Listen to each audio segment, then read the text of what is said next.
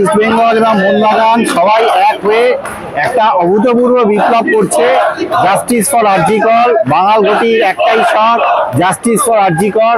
প্রত্যেকের একটাই মোটো যে এই যে অন্যায় হয়েছে এই অন্যায়টাকে সমাধান করা, এই দোষীকে ধরা, এটাই একমাত্র লক্ষ্য এবং এটাকেই কেন্দ্র করে আজকে পুরো ফুটবল ময়দান মাঠে নেমেছে।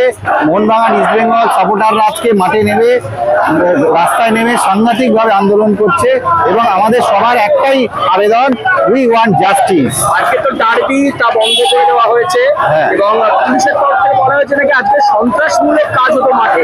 এটা অ্যাকচুয়ালি খুবই ডুরান্ড কমিটির সঙ্গে অ্যাডমিনিস্ট্রেশনের আলোচনা হয়েছে। সেটা ঠিক আছে, দুই দলকে 1 পয়েন্ট ভাগ করে দিয়েছে, সেটা একটা আলাদা ইস্যু। কিন্তু এই আজকে ডার্বির মাধ্যমে যেটা সমস্ত মোহনবাগান ইস্ট বেঙ্গল সাপোর্টাররা যেভাবে রাস্তায় সুন্দরভাবে প্রতিবাদ করলো, এটা একটা অনন্য নজির হয়ে রইল।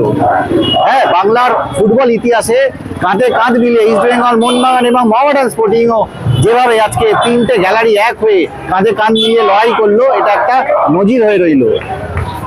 এবং আমরা সবসময় আবার বলছি, উই ওয়ান্ট ফর জাস্টিস। কি নাম আপনার? আমার নাম ডক্টর সুদীপ্ত সরকার।